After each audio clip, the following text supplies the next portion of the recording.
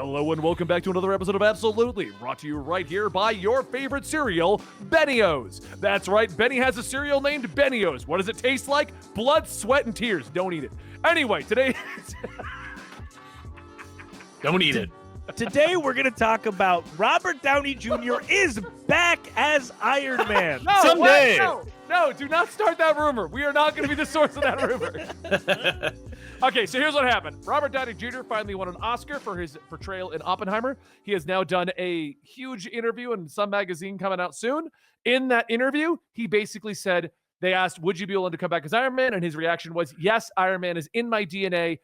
I'm willing to come back. So basically, now that he got the Oscar that he was trying to get for so many years, he's willing to come back as Iron Man. Fine by me. I mean, what does this mean? What can they do with it? Let's talk about that. I'm kind of baffled that he didn't get the Oscar for Doolittle. I know, it's true. That was a tour de force. And it didn't go through heavy reshoots to rescue it from itself. I mean, my pitch is just bring it back. Like, just every time that he appeared in a Marvel project post meteoric rise, right? Like when he was in another movie that wasn't called Iron Man or even Avengers, it was like, oh my God, he's in this movie, and he wasn't gonna be. I loved him as Sherlock. Oh yeah, no, Sherlock. Bring back, do a last Sherlock. Come on, I'll take Sherlock 3. I've never seen those. They're not bad. They're actually really fun. They're really fun. They're not incredible, but no. since you seem to have a trend of doing this, take a couple of edibles, sit down, watch it with Isaiah. Yeah, they work really well. But I would say scheduled. For one thing, it's easy to be Iron Man for him. I mean, at this point, you show up for a couple days, you shoot it, you put the thing on, and not even the helmet. I mean, like the motion capture thing, so that it records your face to have some reactions in the helmet, and then you just do ADR the rest of the time because it's all CG. So that's great. In fact, it might actually work even better because most people want to see the superhero on screen more anyway. No, I think Iron Man is the best way to show the face and the suit because it does. Like Captain America's great and all, but I want to see him in the helmet. When he puts the helmet on, he never wears it because Chris Evans is always like, it comes off because you got to see my hair. Got to see my beautiful face. Yeah. And listen, it is a beautiful face. And Spider-Man, while I will say they're wearing the mask way more in the current Spider-Mans, Tom Holland is still like, gotta take it off. Still got to take it off. I always got to take it off. But with Iron Man, wear anything, so at least that works. That's true. But with Iron Man, I think did a great job of having the suit in him. Yes. And it's like, dude, if you mean to tell me that like when he's on set, he only has to wear the best clothes and be cool, I mean, like, it's an easy job, is what I'm saying. For a working actor, that's an easy gig, and especially he doesn't even act. Well, he's just himself. Well, you know that he is going to be paid astronomical sums of money to be in these movies that he would cameo in, unless they did an Iron Man 4, which I sincerely doubt, unless they want to bring it back for Armor Wars. Let's go. Just call it Iron Man 4 Armor Wars. Just move on. But anyway, what I'm shocked about is that one, I get killing him because they wanted to complete his story. Totally. I get all of that. I totally do. Yes. What I'm shocked about is they have not already brought him back and not just made him basically the new Nick Fury.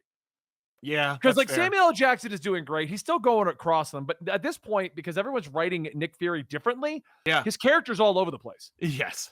So why isn't Iron Man just going with them on these little excursions and being a part of movies? Like, yeah. It'll be interesting. They're probably going to grab a multiversal version of Tony. I think it would be so cheap. You can't resurrect our Tony because our Tony has Pepper and the kid, right? Right. So why? No, would that not be a better? So he has now been dead for 6 years. Right. So in comic book logic, we bring him back, and then there's a story there. He's missed a good chunk of his daughter's life. He's missed he doesn't know what Pepper's done. There's literally a story of Tony coming back from the dead and getting back into his life. Yeah. That is a comic book story if I've ever seen one. That's true. I mean, for me, it's like the obvious thing is you could just have him be a variant, and he's like, "Oh, that was fun to see him there for that 1 second." Like people have expected the last 2 times that any variants have been teased to be in a Marvel movie. But for me, just bring him back. Just bring him back and let him be Iron Man again. And it's like, look, we're focusing on X-Men and stuff, so we're not really going to have a lot of opportunities for Iron Man movies and Iron Man appearances. But like, it's better to have him than not have him. And that's so interesting. I've never considered wholesale bringing him back. Me neither. That's why, Well, like, just I'm now, I on was like, board with it. Chat just brought up like if they did that, it'd be the Ant-Man story. And yeah, you're right. Ant-Man did that story where he came back and missed his daughter and all that other crap. yeah. But you just do a different version of it with Iron Man. Doesn't have to be the exact same Ant-Man story. You do it No. better. The one Yeah, that do it Ant-Man did, he's heartbroken in Endgame, and he plays it so well. And then you pick up in his movie, he goes, "My life's great. I'm Paul Rudd. Oh my god, I sleep with Evangeline Lilly. Good for you, dude." Dude, he is also a good example of like how easy is it to just show up and then have the stunt guy do the rest of the stuff. Like, you just, yeah. hi, I'm Paul Rudd, and I still got credibility, haha. And then like he just leaves, and then they just film the rest of the movie without him, and then he ADRs the rest. Like, it's just it's clockwork, and especially with RDJ, he's been there since the beginning. He knows how it works. He's like Cressida Khan walking in doing recordings for his doll. He's just like, he just does it in 10 seconds, walks out before they can start recording. Like, I get you. Yeah, you guys ever thought about bringing back RDJ? But think about this for a moment. We're at probably the lowest point of the MCU's been. Exactly. We could use some RDJ right now. But what I'm saying is, don't do a variant. Don't cop out and be No. like, oh, it's he's gonna see how his other version. No, bring him back legitimately, Yeah. and give him a running story through various movies, like they want to do with the Hulk. Yeah. What I think the MCU should start doing, especially if we're going to do more out there ideas with other characters that don't normally support their own movie. Yep. Why don't you just involve some of the big dogs and have running storylines through them all, like a Marvel actually does? DC likes to do it with backups. Yeah. Like, do you want to see what's going on with the Super Sons? It's in the backup of Wonder Woman. So buy Wonder Woman and you can see Super Sons. Look at how well it's working right now, or I don't know how well it's working right now, but it worked 30 years ago, and it's working right now with the X-Men 97 cartoon. In the most recent episode, they just did this whole episode with Jubilee, and then the last half of the episode is just like, here's a completely different book. Here's Like- Storm on an adventure separately discovering herself. Which is what they did with the X-Men cartoon forever, where it's like, for a long time, they were just like, the show would just stop. Like, the episode would be over. They'd record like 18 minutes of the show, maybe like 17 minutes of the show. And then the latter 3 minutes were just another show starring Magneto and Xavier walking through the Savage Land. Yep. And that was a different show. The MCU could just be like, and what's RDJ up to right now? I mean, like, look at Gwyneth Paltrow being like, I don't know. Was I in Spider-Man? Yeah, man, you were in Spider-Man. And for her, she was like, I was in an Iron Man movie. It was Jon Favreau, Robert Downey Jr., and me were in a scene with green screens, technology, and reporters. That's Iron Man. Okay. And it's like, yeah, I get it. So it's like, just do that. I'm going to take the one that all of our chat is saying, and I know our comments are going to say. I'm going to pitch my Iron Man return story to you. All right, let's hear it. It can be in across a couple of movies to start with, but Blue AI Tony exists. They find him, and he has all the memories of classic Tony. Right. And through a course of a couple of movies, we established that he's there. He's just like Tony. And we could even get rid of all the sad, I missed a portion of my life because you didn't activate me sooner stuff. Get that out of the way. You know what I mean? Because we did it with Ant-Man. Let's get it out of the way through cameos, through a couple We've things. never seen the conversation between Aunt-May and Spider-Man, and now she's dead. We don't need to see it. Right. That's what I mean. Clearly, they don't care about high drama. And we use Blue AI Tony, and the reason he's popping up in all these movies is he has all of Tony's information. So people are calling on him to help out because he's just an AI. Well, and he can be anywhere. He can be in all the movies at once. Right. That's what I'm saying. But then we get Iron Man 4. And Iron Man 4 is a straight up science fiction to Iron Man storyline where Blue AI Tony wants to clone his body so he can get back to being normal. Yeah. That's literally a plot and how he returns. Because then the plot becomes, does clone Tony have a soul? Like, that's literally the plot that is in the comic. Dude, that is a movie where it's like, because every time you see him, you see like this pang of regret that he's not a person. Yeah. You know? Yeah. I just had this. Did you not, when Captain Marvel killed Tony, Hassan, that's how they brought him back.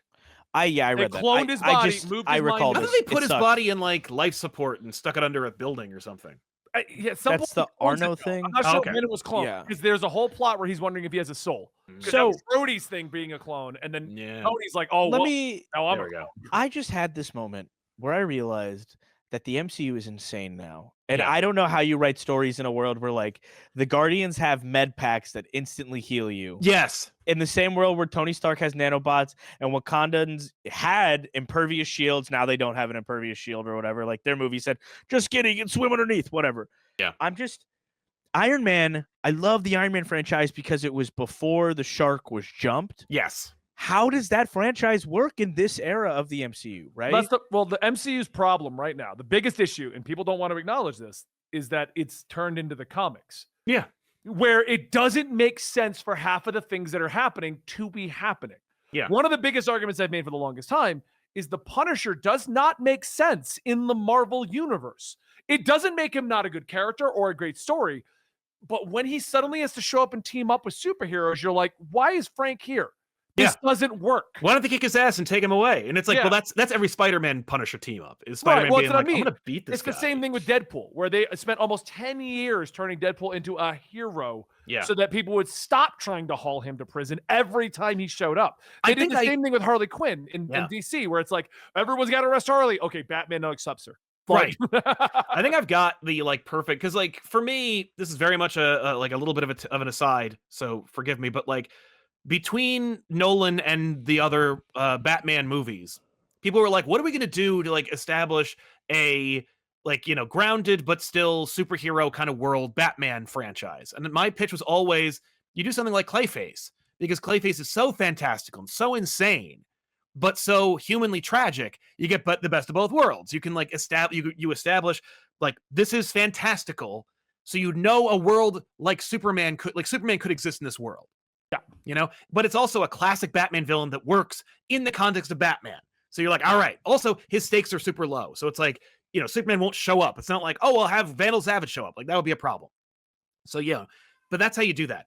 With Iron Man, you do the exact same thing. How do you make a grounded, established, fun, more realistic superhero work in today's world? He fights a classic villain that he has fought a million times before, Fin Fang Foom, the dragon.